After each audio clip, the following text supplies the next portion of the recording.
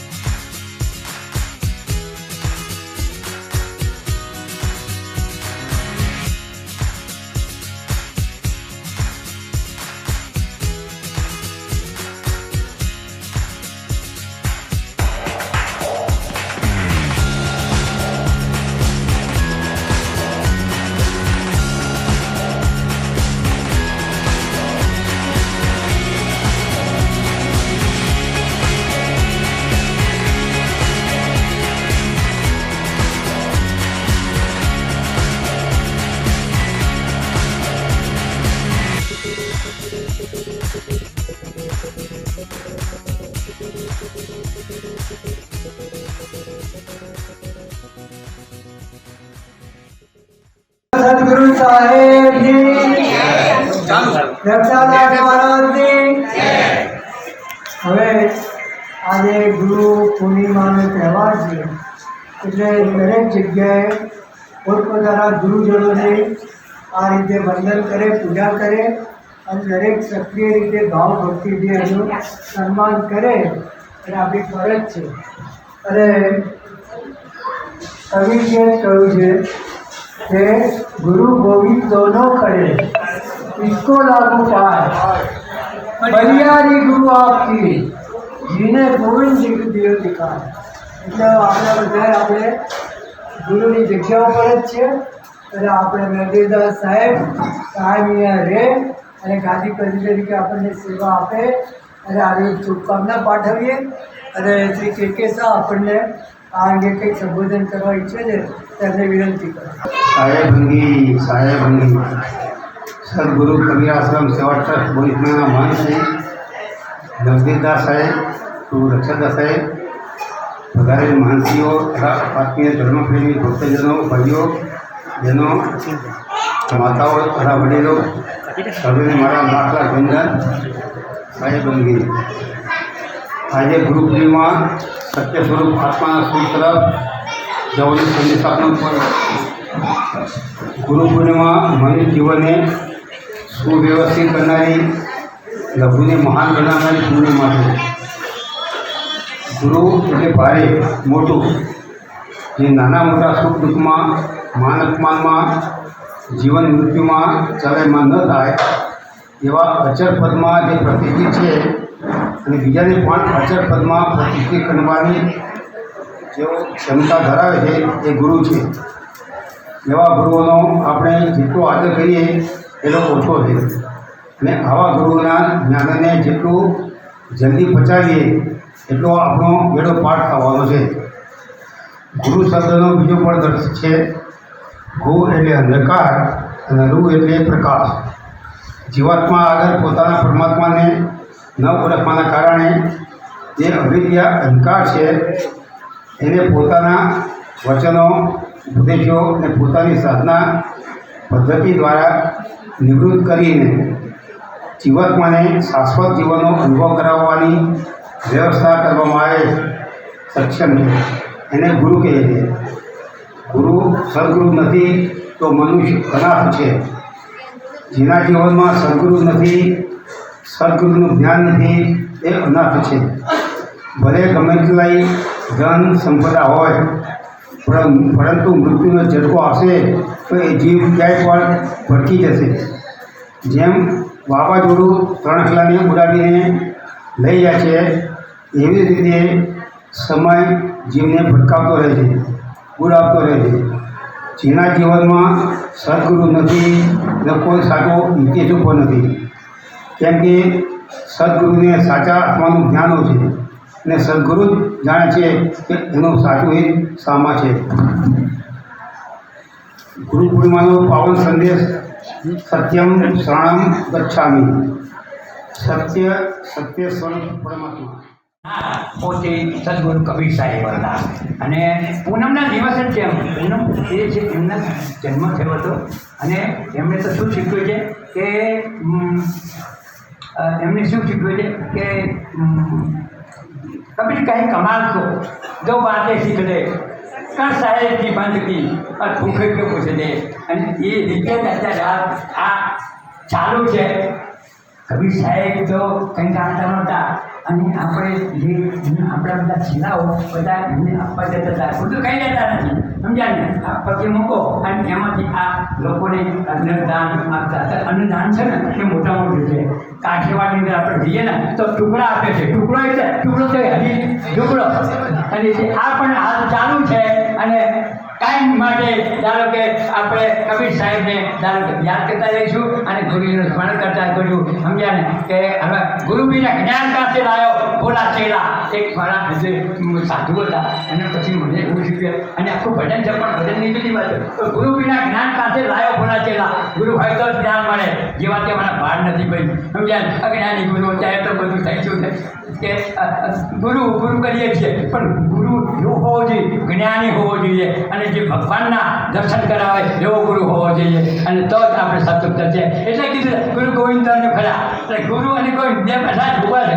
ગુરુ કિસકો લાગુ પાય તો પહેલાં તો શું છે ગુરુજીને પગે લાગવાના, કારણ કે એમણે આ ગોવિંદના દર્શન કરવા માટે કાર્યવાહી કરી છે અને બસ સદગુરુદેવ બનાવો જાય અને આ બધા ગુરુઓ બેઠા છે ને એ જેવી કહેવાય સાથીઓ અને કાંઈ માટે ધારો કે આપણે આ કબીર સાહેબ જેવા મહાન માણસોનો આપણે યાદ કરીએ એ જ મારી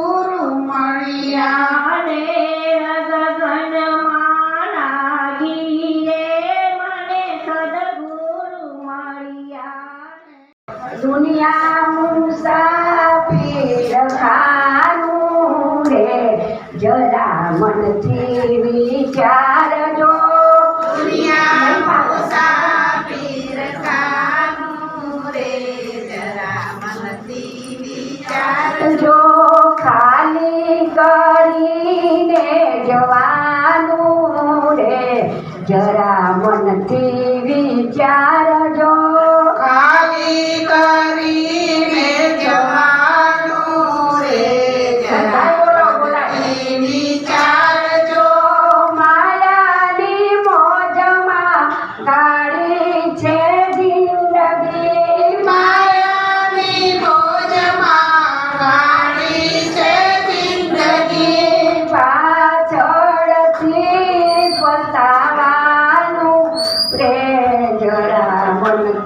વિચારજો પાછળથી પસ્તાવાનું રે જરા મનથી વિચારજો. આજનો માનવી માયા બહુ વાલી લાગે છે, એટલી મીઠી. આ જીવ અખંડ અજર અમર અવિનાશી છે, મોટો ભૂખ છે, ભૂખનો ભૂખ છે, પણ શેમાં બંધાયો છે? માયાની અંદર. માએ એના વિચારો બાપડો કરી અને બાંધી દીધો છે, એટલે છૂટી શકતો નથી. પણ એ શું કરે? માયાના આગળ એનું કશું ચાલતું નહીં, એવી આ માયા છે. વૈભવ શું એને જોઈને એને જવાનું મન થતું નહીં, પણ એટલો તો કહેશે, જીવ કાયમ કહેશે, મારો કેડ જમુકો રે પંખી અમે પરદેશી. મારો કેડ મૂકો તમે, અમે અહીંના રહેવાસી નથી, અમે બહારના રહેવાસી, પંખી પરદેશી છે. પછી કે લાખો કમાયા મનમાં ફૂલાયા, લાખો કમાયા ને મનમાં ફૂલાયા, સાથે તે શું લઈ જવાનું રે.